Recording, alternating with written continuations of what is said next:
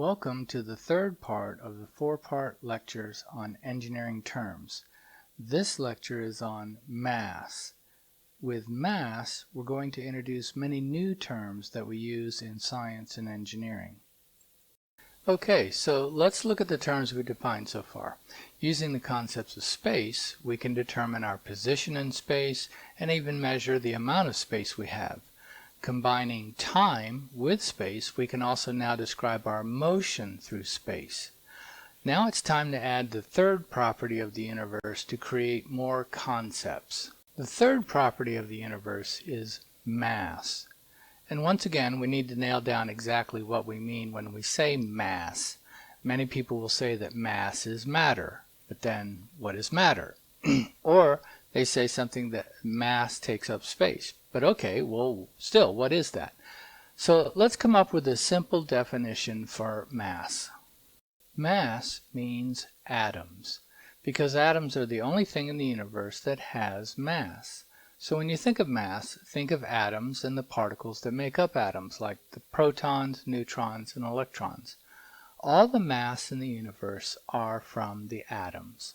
And interestingly enough, all the forces in the universe also come from atoms. So let's explore the forces inside the atom. There are four forces inside the atom. The strongest and shortest force is the strong nuclear force, which binds the protons and neutrons in the nucleus together.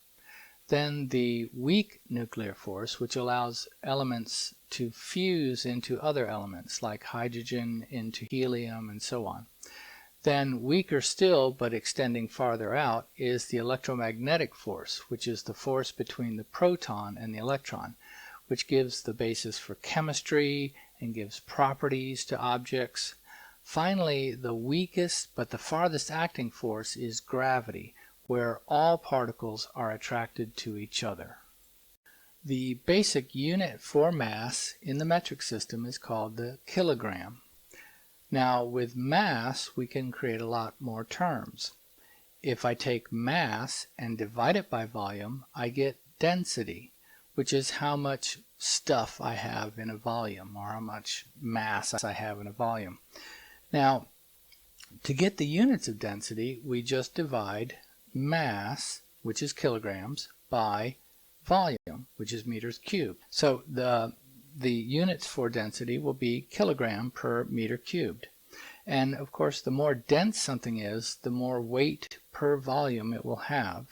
This was how Archimedes was able to tell if the king's crown was made out of pure gold or not. He took an equal weight of pure gold and measured its volume. When the king's crown was found to have more volume, it meant that it had to be made from a mixture of gold and something else, so it wasn't pure gold, and bad news for the crown maker. Now, if we combine mass with velocity, we get a new property called momentum, which simply means mass in motion. Now, density was a scalar, because I only needed one unit, kilogram per meter cubed. I only need one unit to define density. But just like velocity, momentum is also a vector, because to fully describe momentum, we need to say how much mass is moving in what direction. This is also the first time we multiply two properties together to get a new property. And you'll notice then that if we increase either the mass or the velocity of an object, we'll increase its momentum. We've also come to Newton's first law of motion, which talks about momentum. And it says an object at rest tends to stay at rest. An object in motion tends to stay in motion. So the formula for momentum is, of course, mass times velocity. And the units, again, are going to be mass, kilograms, times the meter per second. So the units for momentum is kilogram meter per second. But then what could make an object change its momentum? A force. A force makes an object accelerate by changing either its speed or direction of motion. Force is one of the most fundamental concepts in our engineering terms. We want to make sure we understand this. Remember earlier when I said that you can't feel velocity, but you can always feel acceleration? That's because you feel a force on you, and that force is causing you to change your momentum. In fact, a simple way to think of a force is a push or a pull. You always feel pushed or pulled, and that changes your direction of motion. We've also uncovered Newton's second law of motion, which says a force applied to an object will accelerate the object, which means, assuming that the mass stays constant, the greater the force, the greater the acceleration. In simple terms, we just say force equals mass times acceleration, or the famous F equals ma. The units of force are kilograms times meter per second squared, mass times acceleration. But since the unit is so fundamental to physics and engineering, we give it its own name, the Newton.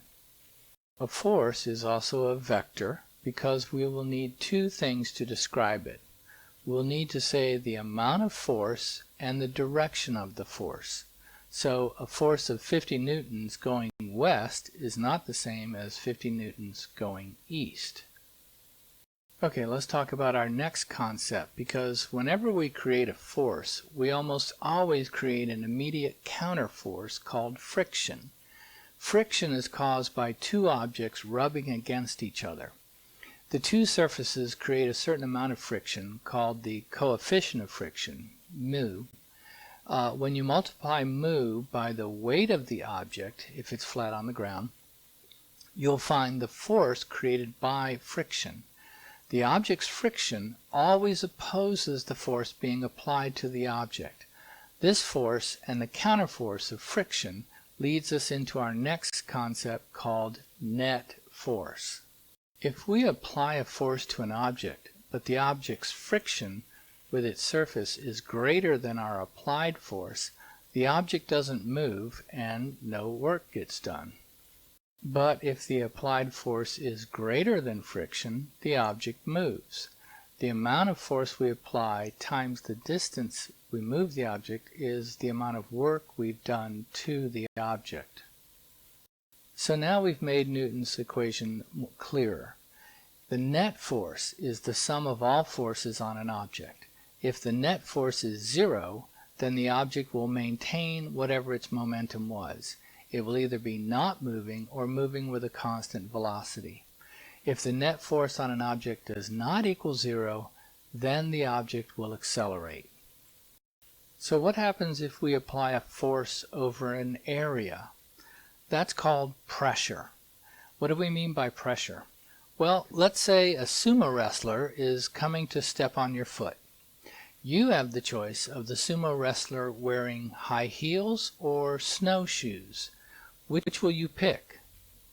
I hope you pick the snowshoes, because even though the weight of the sumo wrestler will be the same, that force will be distributed over a wider area and it won't hurt as much.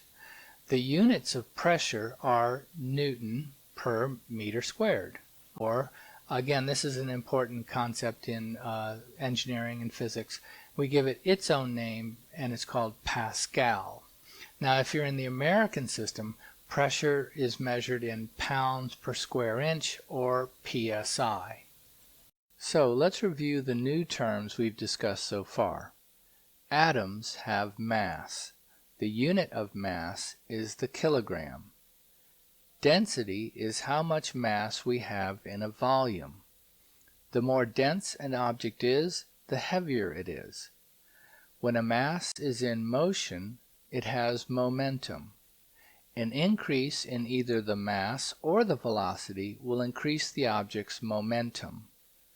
A force is needed to accelerate an object or to change its motion.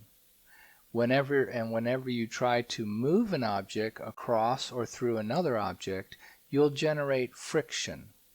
The applied force minus the frictional force is the net force. If the net force is not greater than zero, the object will not move.